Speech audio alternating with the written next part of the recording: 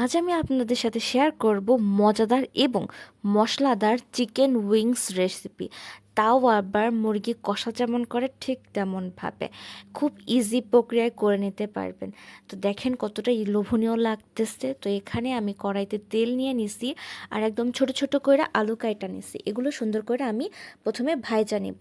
তো আমি কি ভুল করছি জানেন, আমি ভাবছি কি এটা হচ্ছে সয়াবিন তেল, বাট আমি সয়াবিন তেলের বদলে দিয়ে দিছি সরষা তেল।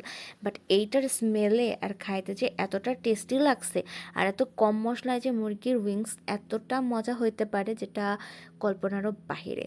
তো ওই তেলের ভিতরে আমি মাত্র 2টা পেঁয়াজ নিয়ে নিয়েছি। 2টা পেঁয়াজ সুন্দর করে আমি একদম ভাজা নেব। ভাজা নেওয়ার পরে এর ভিতরে দিয়ে দেবো সব পদের গুঁড়া, হলুদের গুঁড়া, মরিচের গুঁড়া, ধনিয়া গুঁড়া, জিরা গুঁড়া, যত পদের গুঁড়া আছে, আর কাঁচামরিচ, আর দিয়ে দিছি গোটা গরম মশলা। এর ভিতরে আমি অল্প একটু জল দিয়ে এটা কষায় নিব মশলাটা। তারপরে দিয়ে দিব টক দই, 2 চামচ পরিমাণ দিয়ে দিছিলাম টক দই। দেওয়ার পরে একটু নাড়াচাড়া দিয়ে নিছি।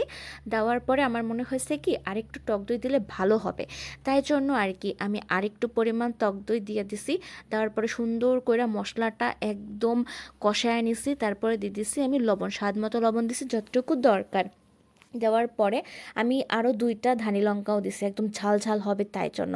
আর এই যে দেখেন আমি চিকেন যে উইংসগুলো আছে ওগুলাও দিয়ে দিছি। দিয়ে দেওয়ার পরে মাংসগুলো সুন্দর করে আমি কষায় নেব অল্প একটু জল দিয়া। কষানো হয়ে গেলে আমি দিয়ে দিব ভাজা যে আলুগুলা ছিল ওগুলা। দেখছেন কিভাবে তেল ছাড়ছে, আর সরিষার তেলের কারণে কেমন ফেনা হইতেছে। তো এখন যতটুকু ঝোল আমার দরকার আমি ততটুকু পরিমাণ ঝোল দিয়ে দিছি। তো যেহেতু আমি একদম মাখা মাখা করব তাই জন্য আমি অল্প পরিমাণ জল দিয়ে দিছি। তো লাস্টে আমি হচ্ছে 2টা লেবু আমি চিপড়ায়া দিয়ে দেবো, কারণ লেবু দিলে স্মেল আর খাইতে এত টেস্ট লাগে যা বলার না।